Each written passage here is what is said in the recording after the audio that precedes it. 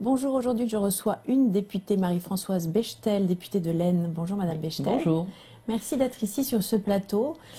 Alors on est ici pour vous connaître un peu mieux. En peu de temps, j'ai préparé cette émission évidemment. Et ce qui s'est dégagé de ce que j'ai lu sur vous, je savais des choses, j'ai lu des choses, c'est que pour moi, sur le papier, si je lis simplement un CV, conseillère d'État, première femme à la direction de l'ENA, énarque, agrégée de philosophie, proche collaboratrice de Jean-Pierre Chevènement avec des postes importants, est-ce que vous êtes impressionnante sur le CV, est-ce que vous êtes une femme de pouvoir? Ce sera ma première question.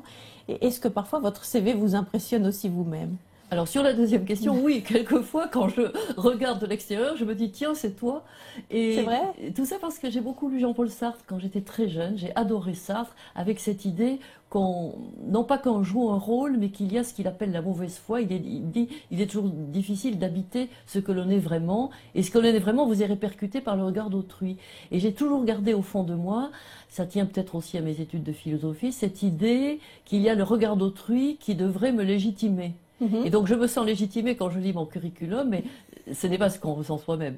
Et en même temps, quand vous arrivez ici, Oui. avant même qu'on enregistre cette émission, j'ai plutôt quelqu'un de joyeux, de absolument pas prétentieux. Et au final, on se dit que peut-être toutes ces expériences sont enrichissantes et on nourrit une espèce de joie de vie. C'est possible, ça? C'est possible. J'ai une joie de vivre au départ. Je la tiens de ma mère. Je crois que je tiens la gaieté pour une très très grande qualité dans la vie. Je déteste ce qui est sinistre. Mais si vous voulez, j'ai vu beaucoup de choses et beaucoup de gens. J'ai beaucoup approché le pouvoir. J'ai été dans des cabinets ministériels. J'ai été à l'ENA à un poste où l'on voit tout, sans être forcément très visible.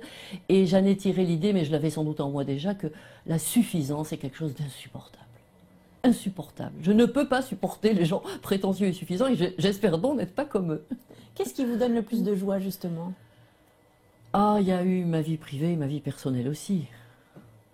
La vie, alors on laisse de côté la vie privée et personnelle parce que je n'aime pas en parler, mais c'est quand même, dans ma vie, c'est le facteur essentiel. Mais cela dit, quand on voit encore une fois votre biographie, on se demande où est la place pour cette vie-là quand on a une vie professionnelle aussi chargée. Ah mais je vais vous dire, quand vous êtes conseiller d'État, c'est formidable. On vous dit souvent, c'est une fonction libérale dans la fonction publique. Vous pouvez travailler la moitié du temps, les 3/4 du temps chez vous. C'est le contraire.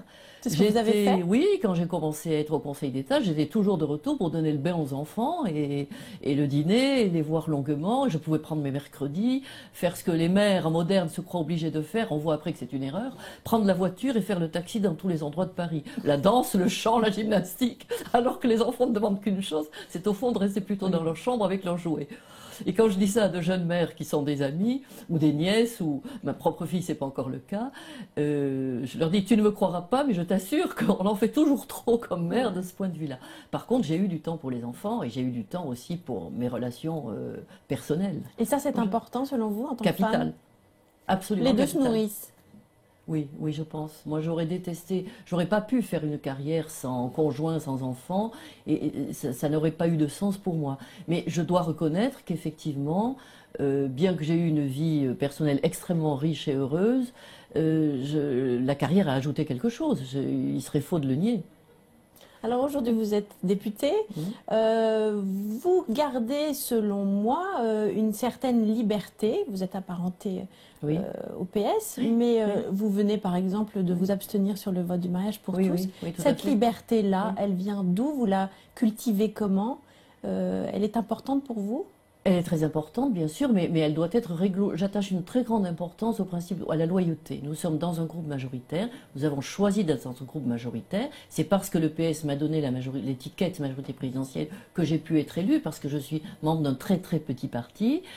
J'ai l'espoir aussi d'avoir apporté quelque chose qui m'a permis d'être élu, mais enfin, je dois une loyauté, donc nous avons formalisé dans un accord politique notre espace de liberté.